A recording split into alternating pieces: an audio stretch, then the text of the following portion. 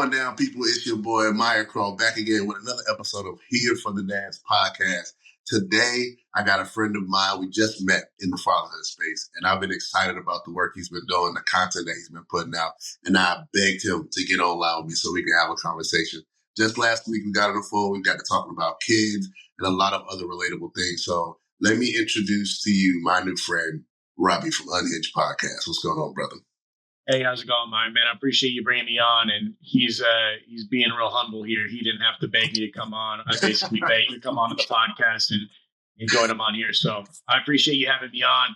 This is all really new to me. Been doing podcasting for about a year, but not really. Just been sitting in my office, talking to myself, talking to my microphone at 4:30 in the morning when my kids are still asleep. But yeah, thanks for having me on. I started up a podcast about a year ago, the Unhinged Father podcast. Just really wanted a creative outlet. After COVID, was really feeling this like lack of creativity or not having a voice. And so people were telling me, you should do a podcast. You like to talk. My wife tells me I never shut up. So get on, do some podcasting, talk about the things I'm passionate about. And it's a way for me to really voice some of my opinions and have like, I'm essentially doing my own springboarding with that. In terms of me personally, California kid, born and raised in California, husband, been married for about, we were just talking about this, I can't remember if it's 12 or 13 years. My wife will kill me for that. Two little boys, a 5-year-old and a 1.5-year-old, ex-football player, rugby, wrestling, all the quote unquote manly stuff, but also a lover of the rom-coms and romance novels and all that stuff. Just trying to make it through life, get better, be a better dad, be a better husband, and just be a better person, and hopefully leave the world a better place when I punch my ticket and go see the big man upstairs. You can't ask for anything more than that. Just get as well-rounded as you can. Do your job as a father and try to raise good kids, and just hope you've checked some good boxes on your way out. And can you tell me the name of the Instagram and the podcast again? Because I feel like I just butchered it. Because normally when I hop on to find you, I just type in Unhinged and it pops up. Yeah, no, it's the Unhinged Father, and that's for the podcast. And then for the Instagram, I don't even remember what the @ is because I think it's Unhinged Father too. Okay. It's either the Unhinged Father or Unhinged Father. If you look it up, there's not very many Unhinged Fathers out there. Yeah, I was wondering, where did the name come from? I was just kind of thinking about, I've been known in like workspaces, friends, family, to just be someone who gets really passionate about stuff. And when I have a conversation, I just get like all in and I say the stuff that people are afraid, like everyone's thinking it, but I'm the one who's not afraid to voice it. And everyone's always like, dude, you've got these rants, these raves. And I was kind of thinking about different ways that I can come up with a name for the podcast. I'm like, hey, you can't just call it the Robbie podcast. That sounds stupid. So I had to come up with Robbie podcast. So I was just like, I think about society, and I think we've talked about it before. You've got so much polarization, and I feel like I'm someone who's really in the middle. I like to think individually I have different opinions on different things, but usually it's pretty rational, realistic, reasonable.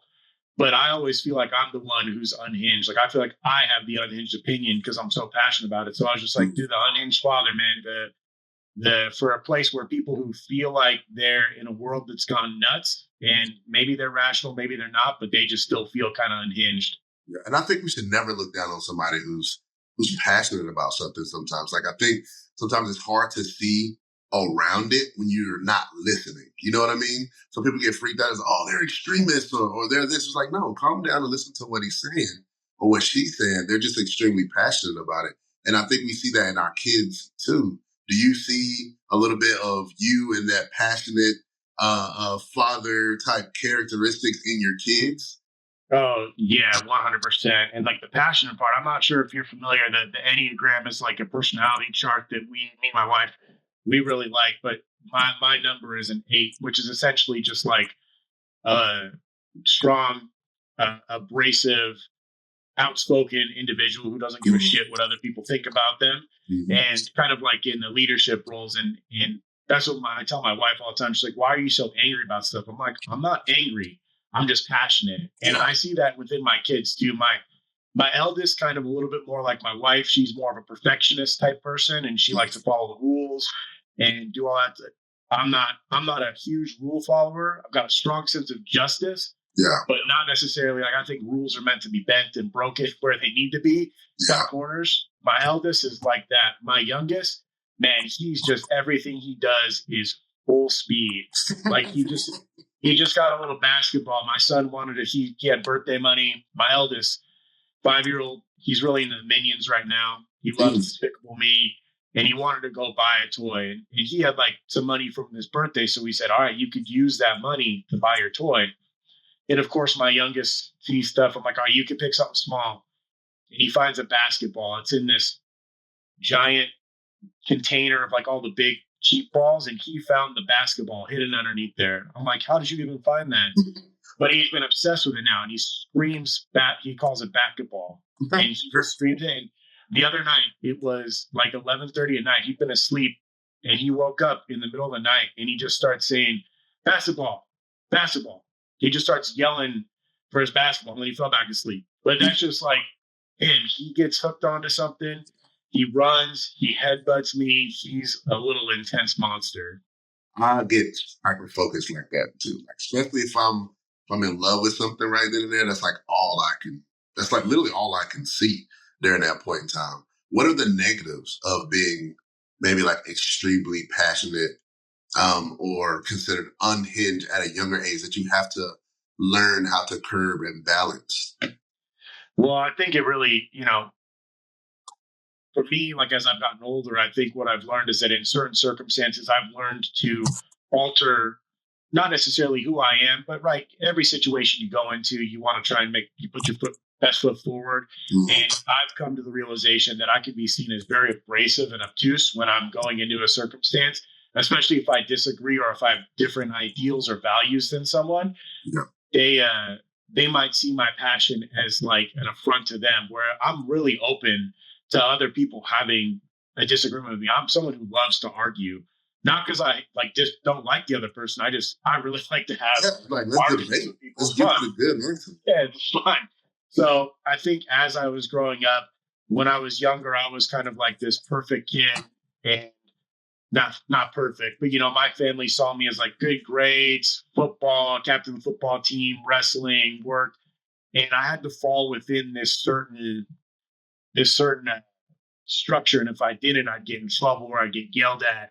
And so I feel like I was formed into this because of some of the aspects of my childhood that kind of restricted who I was. And as I got into my college years, I think it kind of like exploded into being really, abrasive and not giving a shit.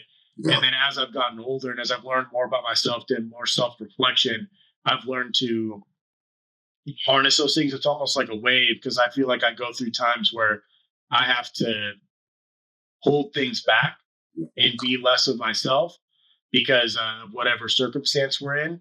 And I'm trying to find that balance between being myself and expressing myself, but also taking into consideration how other people are perceiving me. Not because I care what they think about me, but because I want to be able to interact with them. I want to be friends with them.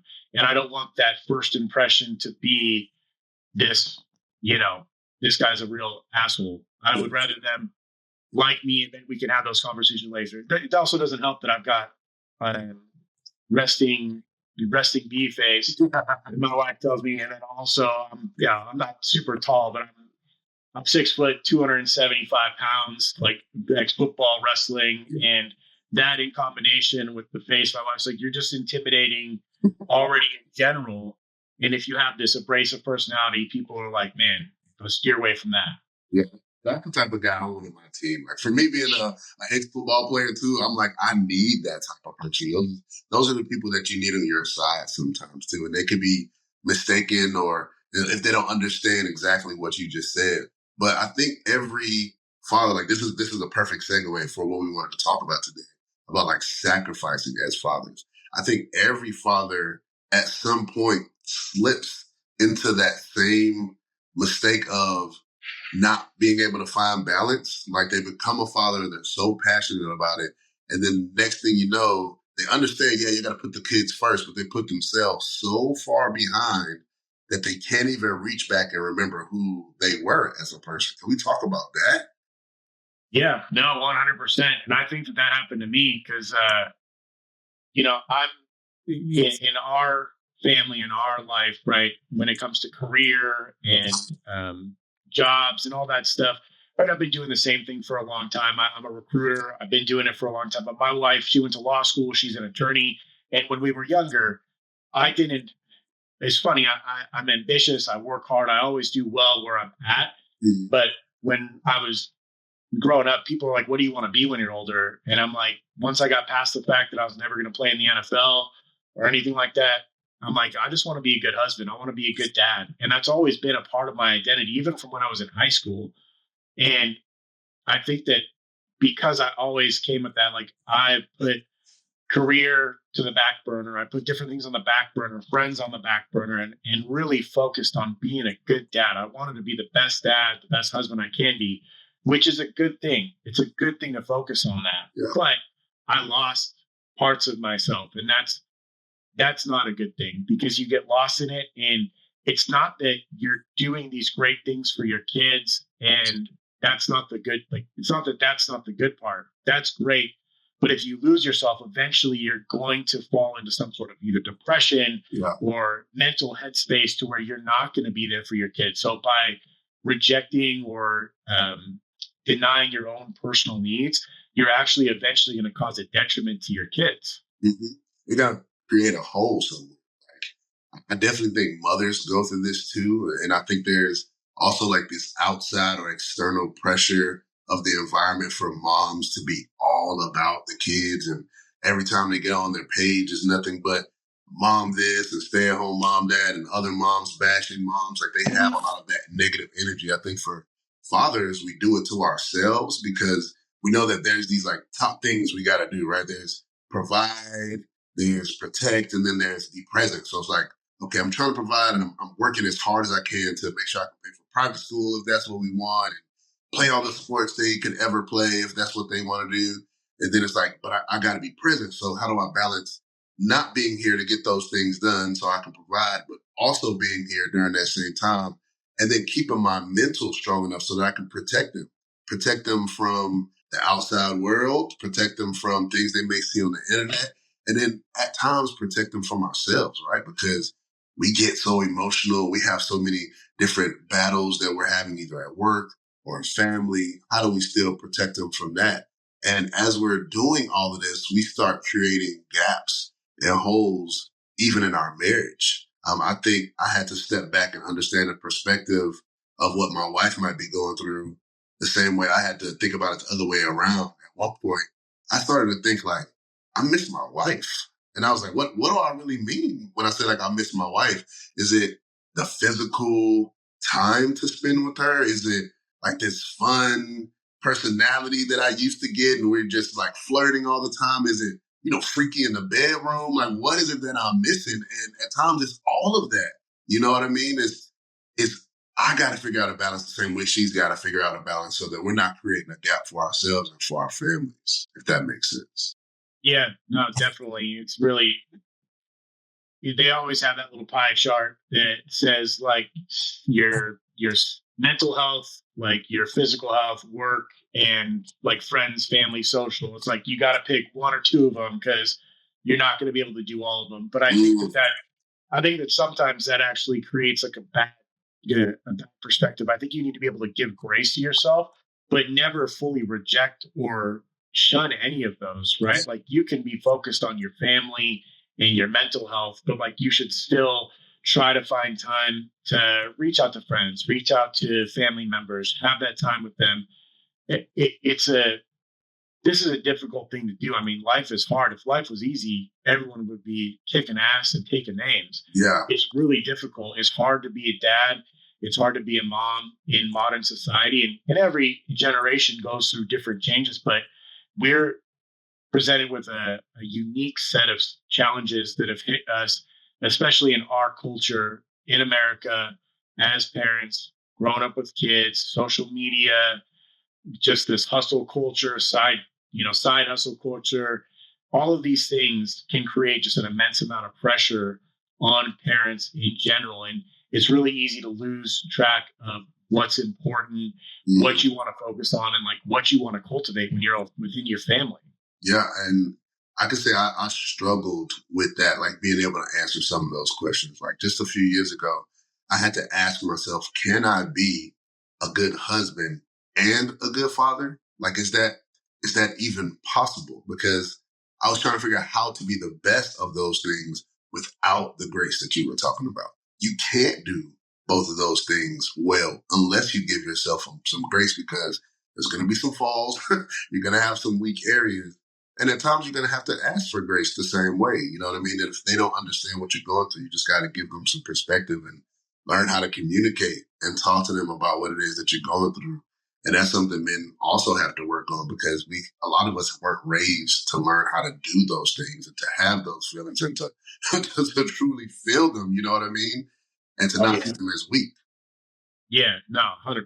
Communication is the hardest thing in the world. It's like you can sit here and talk to your guys about whatever. You talk about football games for an hour and a half, and then you got to talk about your feelings with your wife, and you're like, crickets, can't talk about anything. So yeah, it's difficult, and you got to be able to hold. I think one thing we struggle with, and one of the things I've been trying to focus on, is holding two things at the same time. Just knowing that two things can be true, and I try to use this within so many different aspects of my life. That you talked about, wanting your wife, being close to your wife, and after you have kids, it being a struggle to, you have all these wants and needs, but at the same time, you've got to be a parent. And in all honesty, when kids are young, parenting trumps pretty much everything. You've got these kids that are, for lack of a better word, basically, useless little human beings, stacks of just want to eat and poop and pee all over the place, and they're just getting shit all the time, right? Mess stuff up, and I feel like they're constantly trying to kill themselves for some reason. Everything. So you're focused on them. That's the number one priority, and you can hold on to that. But you also have to hold on to the fact that, like, you can want to spend time with your wife, that you miss her, you can, have all this stuff. And me and my wife use the analogy of, like, you're in the trenches, and when we talk about, like, hey, we feel like we're in a business relationship. Sometimes that's what it feels like when you're with your wife. You feel like you're in a business transaction. Who's taking the kids here? Who's doing this? Who's cooking dinner? It's all about being, like, we talk about being in our own trenches. We're in our own trenches, but we just try to say, let's try and keep our trenches as close as possible and going in the same direction. And then once in a while, just kind of sticking our hand out and making sure that we can feel the other person in the trench, right? Holding their hand, making sure that we're still there. And then that way, when we get out, we're not so far away from each other or so disconnected that you have all of these issues that are going on. And I think, we live in a society where divorce is rampant. And I think that you need to be able to hold on to the fact that it's not going to be your ideal. You're not going to have this fairy tale marriage where you're just always in, deep love and, having sex 20 times a week and stuff like that. It's not going to happen, but you need to stay as close as you can. So that way, when you guys are able to pop out, you don't have to go through all the work to get close again. You guys already still feel that connection, and you could really, really kind of get back to where you were. Can you talk about, like, turning the tide on that a little bit? I'll give you more of what I mean, because for one, that was a freaking amazing analogy. Like, I saw pretty much every part of that like a movie, and I'm thinking to myself, and so I'm thinking of myself being in there. I'm thinking about these times of transition or the hard times that come in life, where naturally during that time, as you guys deal with things, you kind of find or see that the trenches are going further apart, or somebody's going the other way. And during that time, you feel it, right? And you know that you're like, why? Why is there this separation? Why are we arguing about nothing? How do I fix this? So do you have any, I don't know, either like any examples or a few things, maybe some guys in the audience who also have kids and are dealing with trying to be married and make sure the kids are all right, to turn that tide when they see those things happening and they're getting separated or further away from their wife? Yeah, I mean, I can. It's hard because I'm still obviously in it right now. Me and my wife are still in this season, and we go through ebbs and flows and Mhm. all that stuff. But I'd say the one thing that I would highly suggest is that, you know, I want to preface this saying that I know that we live in a society now that I'm glad that we have this stigma of mental health. The stigma around mental health seems like it's starting to come down more and more. And so going to counseling, going to therapy is more acceptable than it's ever been before.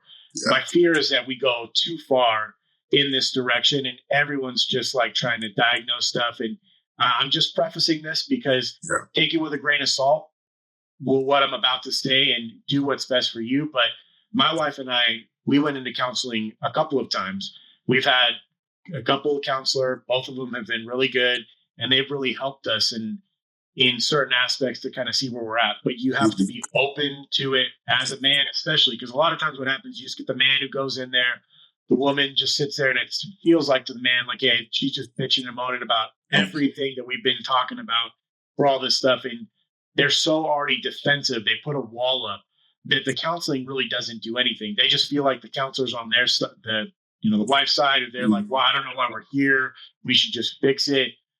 Counseling is definitely a good option, especially if you approach it in the right way. It gives you an outside perspective into your internal dynamics with your wife and with the husband, and it can help you kind of identify some of those issues. And I will say that it's worse before it gets better. Like you got to Yeah. go through some shit Yeah, you got before to you get to the open other up some side. doors, and they're ugly sometimes. Oh yeah, it got worse. Like the first time we did it, man, it got way worse. Like I thought my wife was going to divorce me because it just we went through. I did some crappy stuff. I wasn't always this. I was a stereotypical man in terms of just blinders on, put my head down, run through walls, Mhm. do what I need to do to get done, and I wasn't paying attention to her or even like what made me tick as a person. Yeah. And we had to go through all of that, break down all of my walls, all of her walls, to get to a point where it wasn't all fixed. It wasn't all sunshine and rainbows, but it really did help. And I say all of that and also suggest that like find the counselor that's right for you. There's a lot of mental health professionals out there now. There's a lot of crappy ones, just Yeah. like any profession. There's a lot of crappy ones, a lot of good ones. Find the one that works well for you.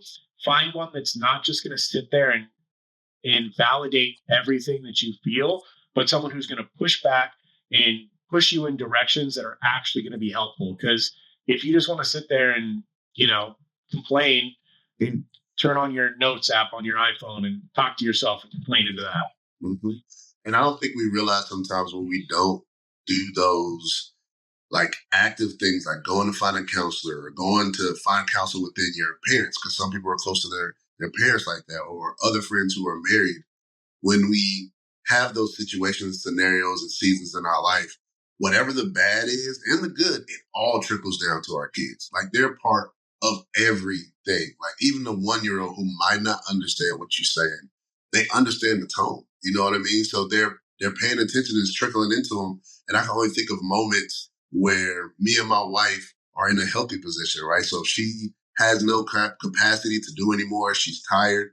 I naturally can kick things into gear, not only for her, but for the kids as well. So like, I know she needs to go take a rest. I know she needs to do this. I can pop in and do it. But when we're in an unhealthy place and I'm being, petty or whatever, and I see that she's tired, I'm like, I don't care. Like I worked too today. So like, yeah, we're both tired. Like blase, blah. Now we're nitpicky and we're saying certain things under our breath to each other. And the kids are also picking it up, right? And especially my 6-year-old, man, he will repeat something in a heartbeat. And you don't even know sometimes where it comes from until you actually listen to what he's saying and you realize he's just a recorder. Like at one point in time, he was like, he said something like, Daddy, do you ever do laundry?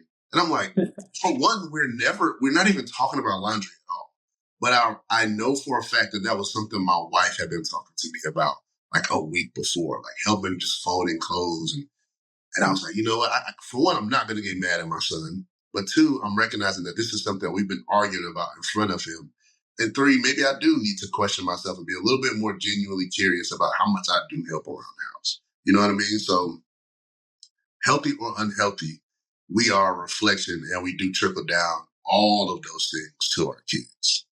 Yeah, no, definitely one. Also, if you're trying to create the best environment for your family, for your kids, when the when you and your wife are connected in a way that's healthy, even if it's not, like I said, not like this ideal, perfect fairy tale, you know, Disney movie.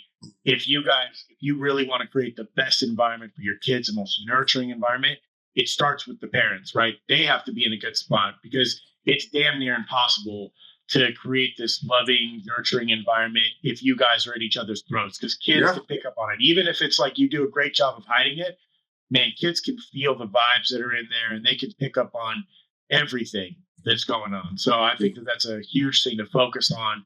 To be a good dad, to be a good parent, you really need to focus on not only your kids, but your spouse as well.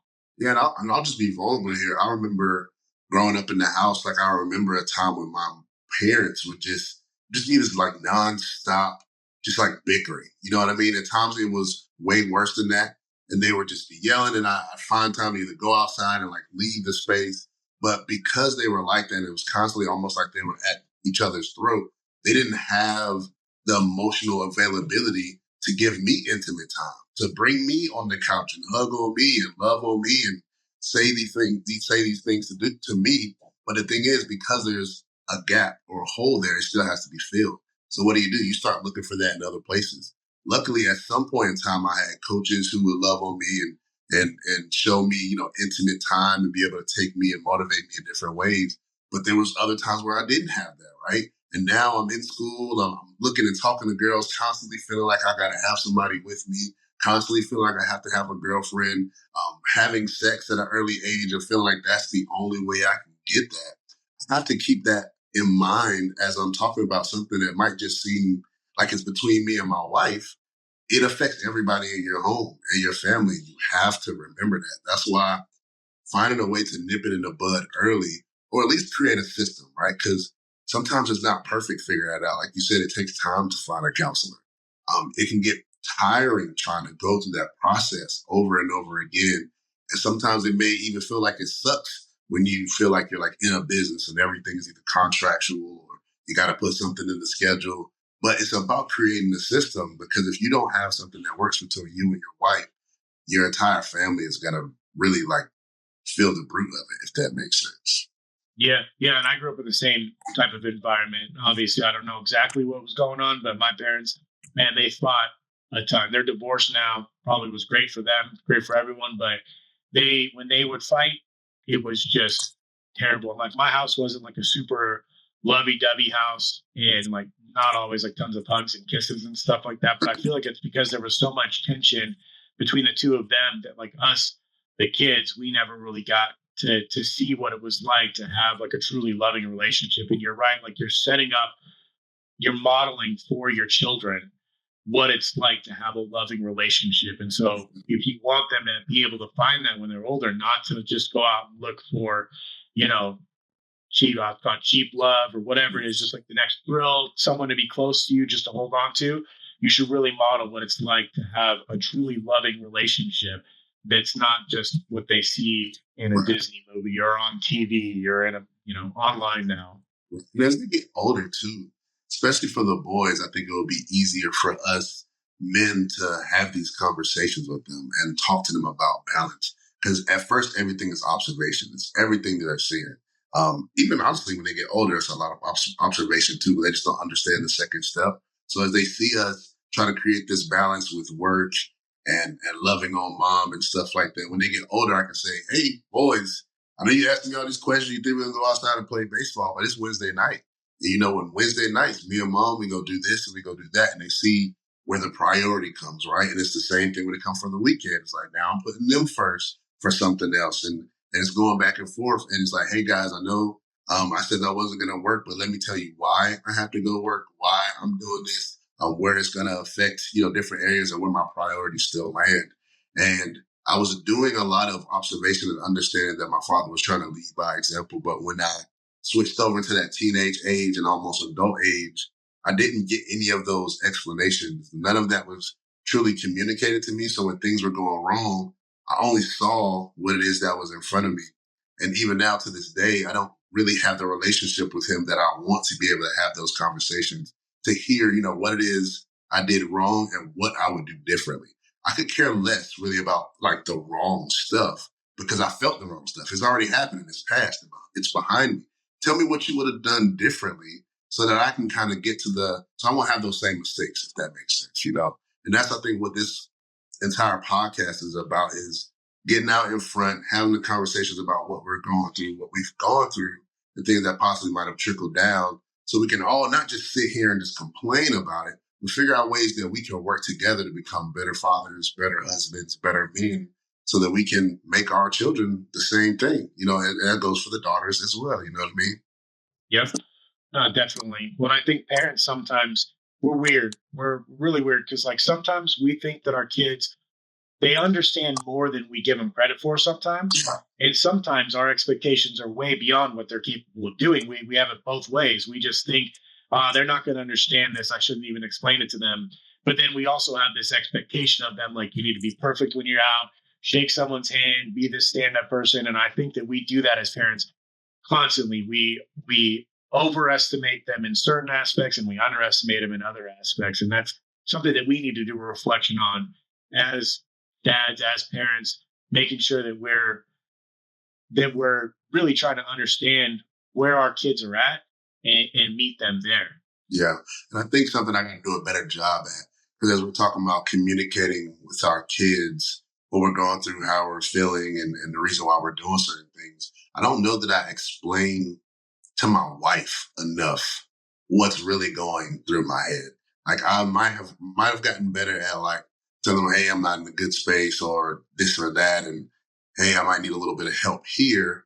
But I never truly tell her sometimes like what I'm feeling when I'm weak in an area with my kids. Like I never go to my wife and say, hey, babe, at the end of the day, you know, putting the kids to sleep is the hardest thing for me. I feel like every time they try to get back up or they ask for water or they kind of fake like they don't want to go to sleep or whatever, I get into this rage and I try my best to try to keep my, you know, my volume down or whatever. But after the second time putting them back to sleep, like now I'm screaming, now I'm doing this. And I see them crying and it hurts me that I'm doing it, but I just keep doing it and it's kind of creating this pattern. I'm trying to get out of it. I'm weak in this area. Can you help me? Or when you see this, can you like step in? Like I never have those conversations with her. Of course, this one, because I'm saying it out loud, I think I have had with her, but it's those type of conversations that I don't go to my wife with sometimes because either I don't know if it's like I feel weak thing. I don't know if it's like it only happens in the moment and I just kind of get over it and feel like I got to fix it by myself. But there's definitely areas in our marriage and in our family as I'm a father need to like spill out to my wife more. You know what I mean?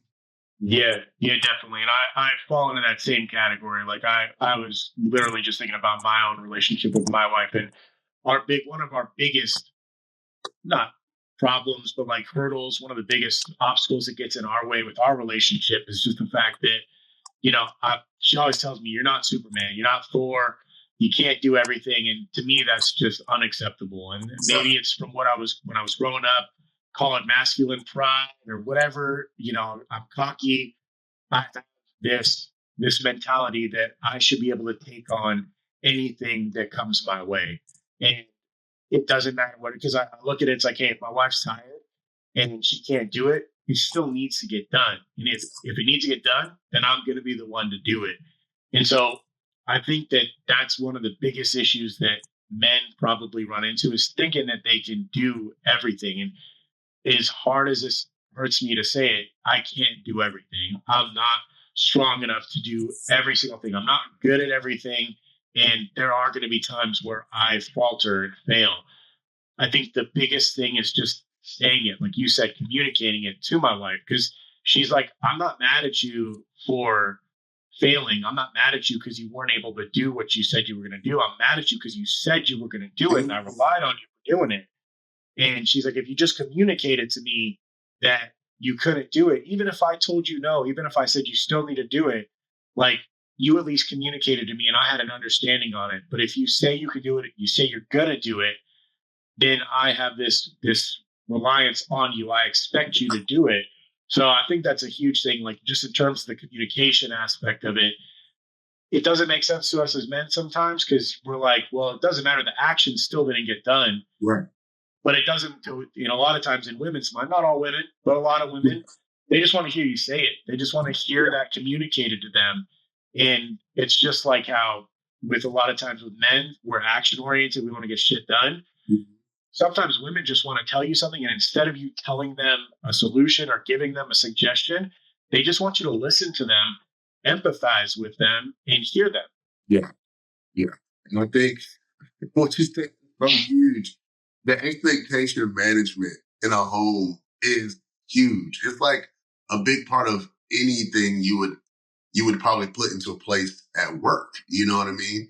And just to take a step back, because what you were saying is the same way I think about like the honeydew list. We talked about that. Like we live in our head and we become these like men calculators, and we create these lists of things that we already have to do and what's important for our lives and for our kids' lives. Like constantly we're thinking about college. We're thinking about when they turn this age, they got to play this type of football. And we're thinking about money. Every time you drive into the driveway, you're thinking about things that need to get done outside the home. So we got this like long calculated list with priorities next to it. So when our wives ask us to do something, no matter if it's a big thing, like, hey, I want you to bring me flowers more, or if it's like a honey-do list, like, can you hang this on the wall? When it goes in there, regardless, first we tell them yes. Like, yeah, okay, I got it. Even if we're like upset about, yeah, okay, I know you're going to want to do it. Somebody's got to do it. It's got to be me. We don't tell them where on the priority list it goes. Neither do they ask where on the priority list is it. So when we do that and then it doesn't get done right away, or they feel like we don't care, now we're going to reap the reprisal or the negative portion of what comes after that. Yeah, it reminds me of one of my favorite beer koozies I have. It says, if a man tells you he's going to get something done, he's going to get to it. There's no need to remind him every 6 months. I'm going to get to it, bro. You say every 6 months? Yeah, every 6 months. I have to remind him every 6 months. No, I'm going to get to it. And that's the thing is, I try to do a better job at getting those things done, because I realized, I don't remember what father or what friend I had that talked to me about the honey-do list, but although they seem small sometimes to women or wives, they can be big, because if it's just moving the mat from the front door to the back door, it's not really about moving the mat. It's about what you said. If you said you were going to do it, you're not going to do it. They will take that and trickle it all the way into the security of the home. Like they're like, okay, now I don't know if I can trust anything he says he's going to do, because he said he was going to do this and then do that. And for us, it can seem so small. We got to remember that women can be emotional creatures. And I'm not going to say that for everybody. And this is a dad's podcast and you get backlash and everybody's ready to cancel and stuff. But I'm going to speak exactly how I feel and what I remember and how my own experiences, that there's always a second layer to that. And for us, it might be a little bit harder to peel that onion back to figure out where ours is. But for them, it can be very surface level. So communicating how we feel and what we're going to do can probably be the best alternative or the best counter to make sure that those expectations are balanced, if that makes sense too. Yeah, definitely. Well, and I also think something important that came up in there was the fact that, you felt like you had to preface the fact that when you said masculine, feminine, women, I think it's actually something that's really big within fatherhood right now, just in society in general, is just this inability to like differentiate between the masculine and the feminine. And that doesn't necessarily mean that men and women, right? You have masculine traits and you have feminine traits, and both live within every single person, whether you're a man or a woman. Yeah. But I think sometimes we look at it, unfortunately, it's almost had the opposite effect of what society's trying to do. We talked about feminine traits, and it's almost like people look at those as like negative now. If you're like, oh, this is very feminine, they're like have a negative connotation to it. It's like, no, that's not true. I'm talking about these feminine traits that can be positive. There's so many positive and negatives to both sides, the feminine and the masculine, and they mesh well together, right? You need both the masculine and the feminine, and we shouldn't be afraid to have a conversation regarding these types of things that come up, because, society tells us to now, because everyone wants to be, quote unquote, inclusive or whatever it is. I don't even know where it came to, but like when I talk about feminine traits, I'm not saying it in a negative aspect. There are things my wife does way better than me that are more on the feminine side of things. But then she's also a badass attorney. She's got these masculine traits as well. And I think that we as fathers and just as people in general should do a good job of acknowledging both the masculine, the feminine, and trying to empower each one of them to do their specific tasks that they're meant to do. Because no one wants to be raised by two parents or, super high masculine. You're going to be missing all of the aspects of the feminine nature that are necessary for a family. And I don't know. I think I was just kind of going off on a tangent there. I was having a conversation about like movies and stuff where they're like pushing this whole like the powerful women a lot of times take on all these masculine traits. And it's like, it doesn't have to be that way. There's so many powerful traits that are feminine. You don't have to make women be hyper masculine in order to be powerful characters.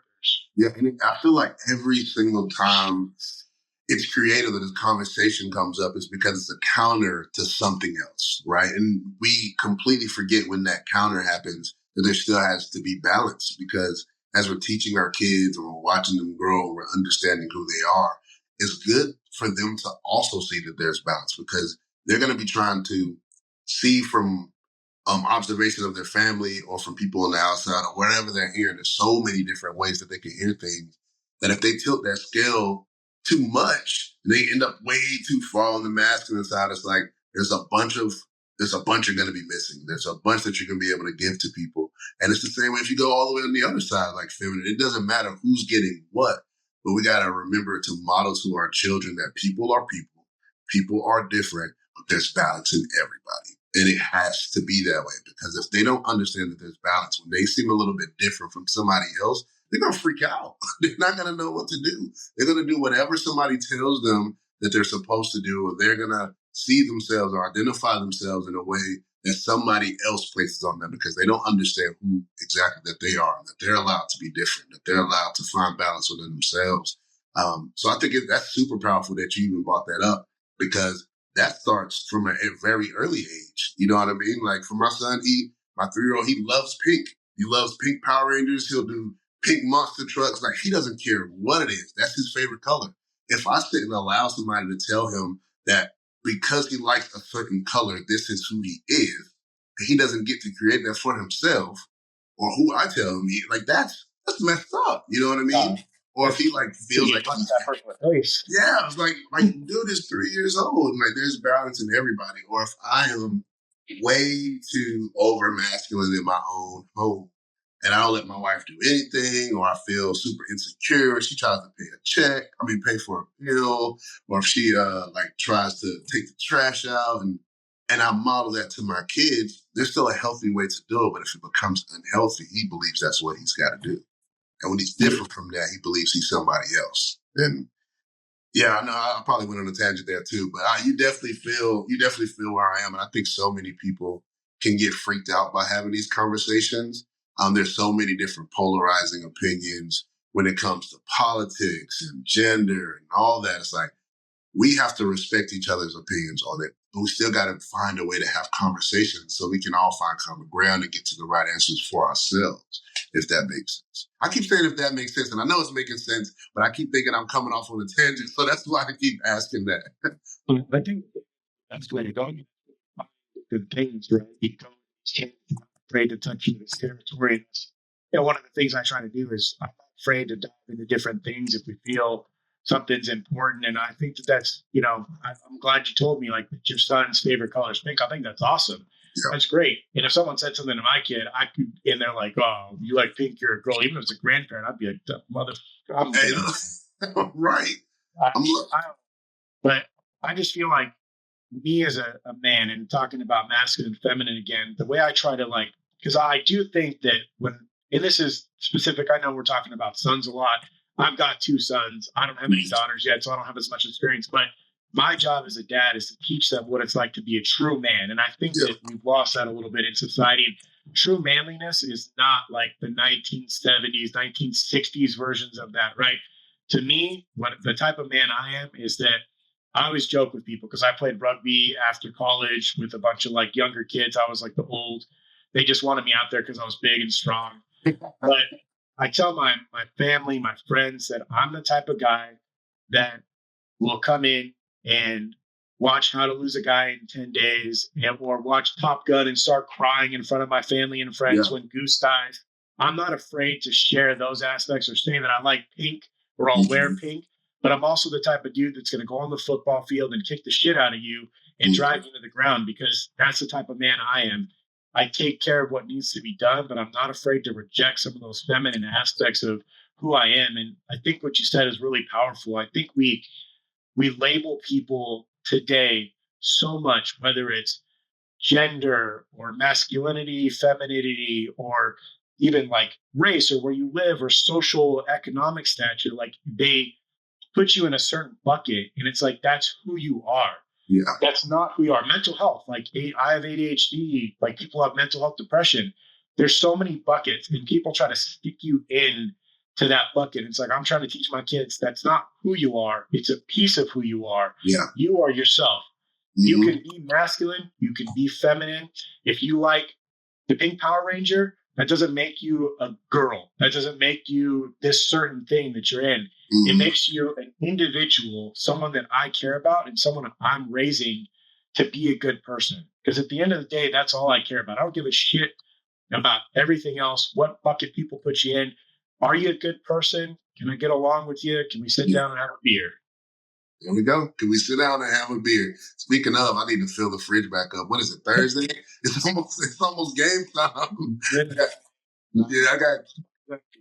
I got games coming up soon, man. Well, what I wanted to hear, I can't believe this conversation went by this fast. Like, we're going to probably have to sit down and do another one at some point. And if anything, if guys are in my broadcast channel in the audience, hop on. Because what I'm going to do is I'm going to probably finish this conversation and maybe allow you guys to ask a few more questions. I'm going to invite him into the broadcast channel, and we're going to just probably spit a few of them those at you just so you can get a chance to answer maybe some of the things that we didn't get to talk about on here. Before I get off, I want to hear, at least from my last question, like what you are most passionate about when it comes to fatherhood. What do you care about the most when it comes to who you are as a father and what your kids should get from you? I think that the thing I'm most passionate about is, like I said, leaving this world a better place when I'm gone. And the only thing that's going to be here when I leave this earth is my kids and my grandkids and that family legacy. And I think that instilling values into my children that make them good men, good people. I want my kids to be able to interact with other people, to strive to do good things, and to judge other people not by any of those other things we talked about, but just by character, to be nice to other people, to do good things and not be afraid to be themselves. And that's kind of what I try to model with them through me. My kids, I've been very blessed that they are growing up into good little young men. They're well behaved. When we're at home, they just go nuts. You know, they do all the crazy stuff. But when we're out, they're well behaved. They're nice to everyone. I never hear anyone talk about how they are mean to someone else or they talk smack to someone else. And they don't have. It's interesting to see kids when they're so young and so innocent. They don't have all these judgments and preconceptions that we have when we're adults. And it's like, I just want them to keep holding on to that and be good people. And I know you already said it once, but can you tell the guys one more time where they can find you and what they're going to get when they subscribe to your podcast? Yeah, you can find me. It's Unhinged Father. That's the podcast, and that's the Instagram account too. And what you'll find is a bunch of random hodgepodge ideas that come streaming through my mind, endless stream of consciousness. And hopefully now starting to do more interviews and stuff like that. Probably have you on the podcast as well. It's a lot easier to talk to someone as opposed to sitting there and talking to yourself for 30 minutes. So, but yeah, that's where you can find me. Well, you guys heard it here first. Stay tuned. Make sure you go subscribe to his podcast. We're going to have part 2 over on his side, and we're going to have a fun time with this. Guys, I love you. Here for the Dads. Out. Thank you for watching. You just listened to Here for the Dads podcast with Myer. I am so grateful that you're here. But if you're new to this space, what I need you to do is slow down and subscribe, share, review, or rate. Whatever you can to help me out, because I'm on a journey to create a space for existing fathers and new fathers that's going to allow them to be a little bit more confident and a little bit more efficient at what they're doing. Thank you.